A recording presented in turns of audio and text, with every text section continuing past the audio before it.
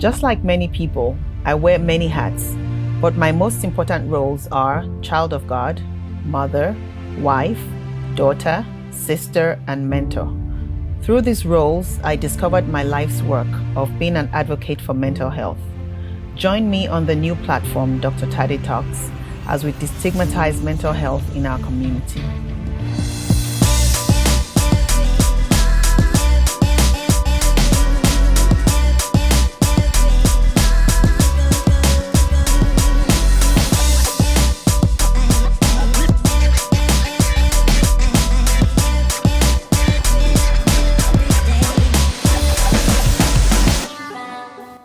Welcome everyone to another episode of Tade Talks. I am Dr. Tade, and today we are talking about learning disorders and specific learning disabilities.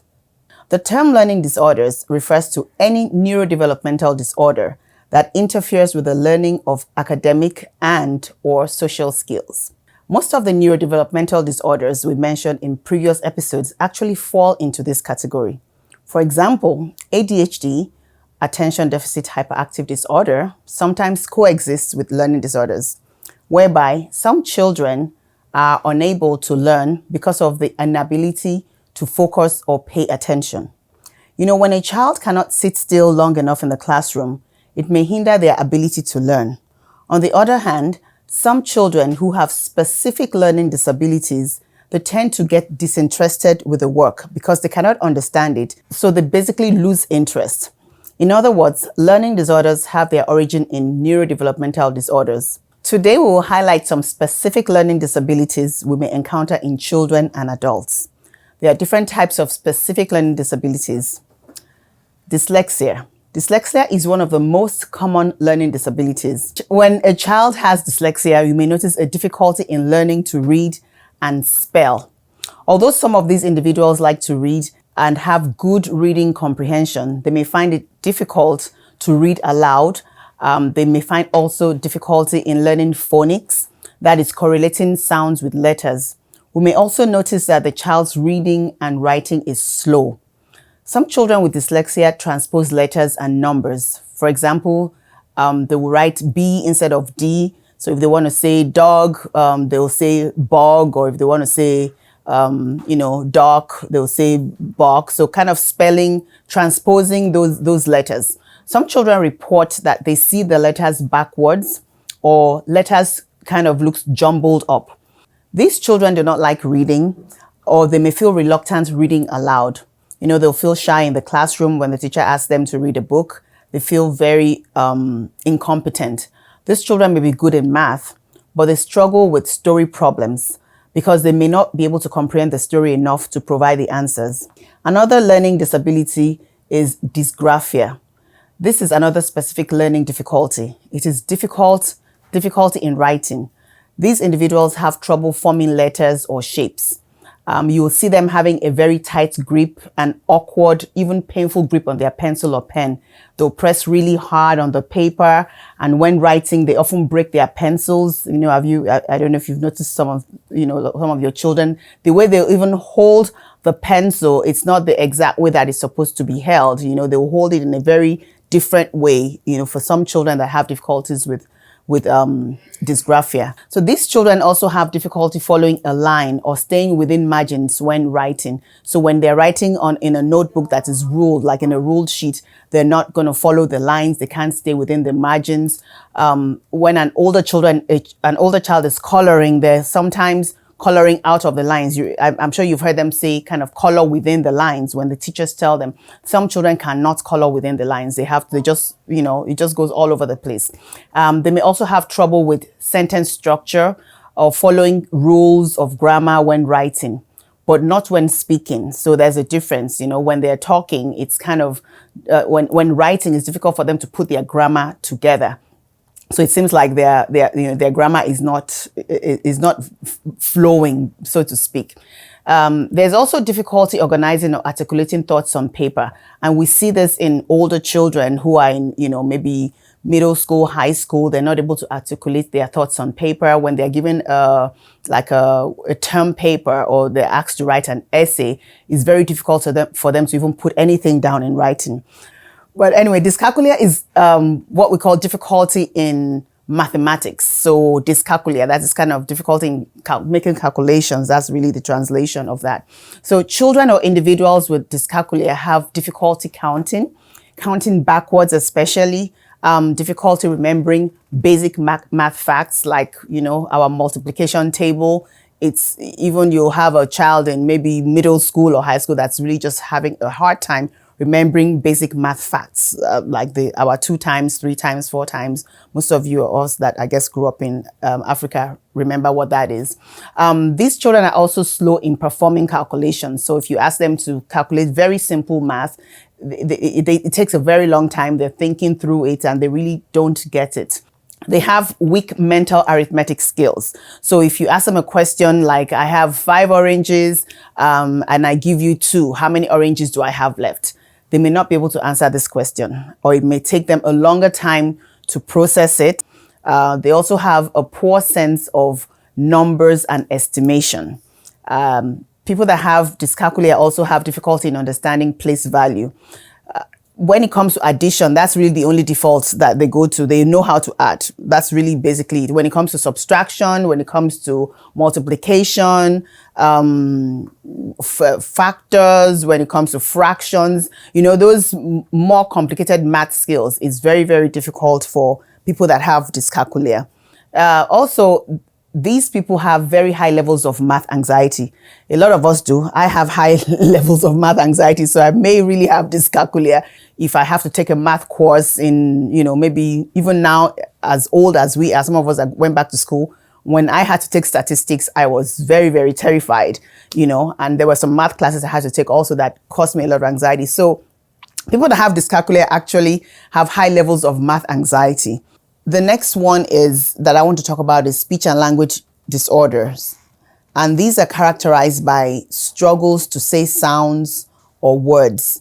You have children that stutter, and we call it stammering in our community. We call it stammering. So children that stammer, they repeat words or parts of the words. They're not able to, they find it hard to, express themselves. Sometimes they seem nervous. They seem like they're, repeating the same word over and over again. It takes them a long time to even just get that word out.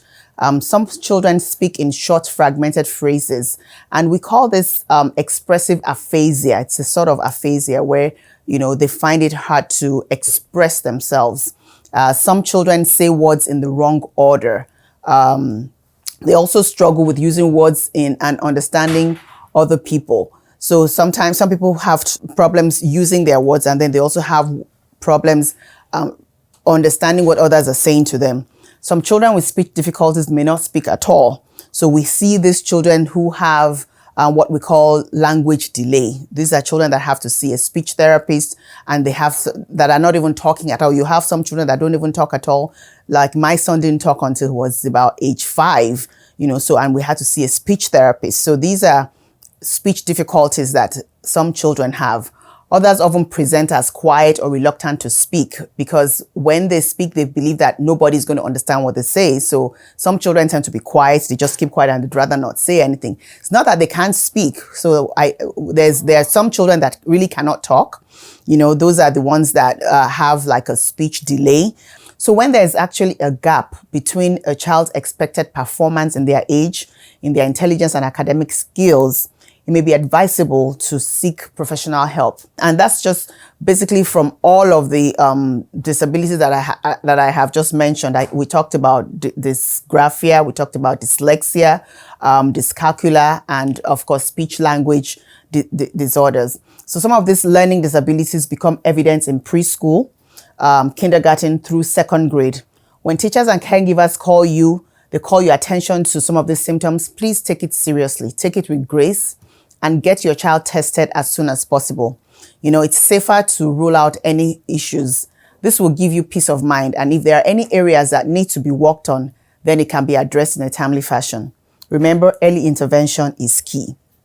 If these symptoms are ignored, they become magnified, and then they start causing problems with the child even as they move higher in their grades. Especially, I would say, by the time a child gets to 3rd grade, that's when these problems become really pronounced, that you're able to see because this is when they start doing more structured work. They start doing work that is difficult. They give them, term papers. They give them really structured work to do. So that's when children start lagging behind. If you don't deal with it when they're in preschool, when they're in kindergarten, then the child is going to continue to struggle. It's going to be really difficult for this child to keep up. And sometimes we see children struggle even all the way to high school. By the time they get to, college, you'll have children dropping out of college because they can't keep up with all the work that they have to do. So when you see a child where homework becomes difficult, it takes them long to complete their task, they are reading below their age or grade level, this child may be struggling with a learning disability. I would recommend not to ignore it. I would recommend not to, chalk it off as, oh, the child is lazy or the child is unmotivated. The child may actually be going through a serious learning difficulty. And as parents, it's our job to pay attention to our children. It's our job to listen to them and make sure that, they're being heard. And if there's any issues, if the teachers are calling you and, telling you this is what is going on in school, please take it seriously. Don't get upset. Don't take it personal. Because I know sometimes it's difficult to hear the truth about our children. But if you deal with it while they're young, then by the time they grow up, they go to college, then they're not going to be frustrated. So teachers usually call the parents' attention to the issues, and some schools will offer to test your children. My appeal to parents is not to ignore signs of learning difficulties. It is important that we get our children the help they need in a timely manner. Some may just need extra tutoring, others may need therapy to address the specific problem. Remember the saying, a stitch in time saves 9. When you address a problem when the child is young, it reduces the risk of problems being amplified when the child is an adult. When children have difficulties in learning that are not addressed, they get frustrated and may give up learning altogether and even drop out of school. And I know that as African parents, we do not want this. We have heard stories of young adults going off to college and not attending classes. They drop out or get kicked out of school, and the parent is not even aware. We should not just put undue pressure on our children when they appear to be struggling. Let us listen to them. Let us get them the help that they need instead of dismissing them as being lazy or unmotivated. As always, if your child or someone you know is struggling with any of these issues, which we have discussed, please contact a professional. Your first step may be to speak to your family physician about it, and they can refer you to the right professional. Thank you so much for watching. Don't forget to comment and subscribe. You can also follow us on Facebook, Twitter, and Instagram. Remember, fear, shame, and anxiety are not who we are or who we were created to be. See you all next time.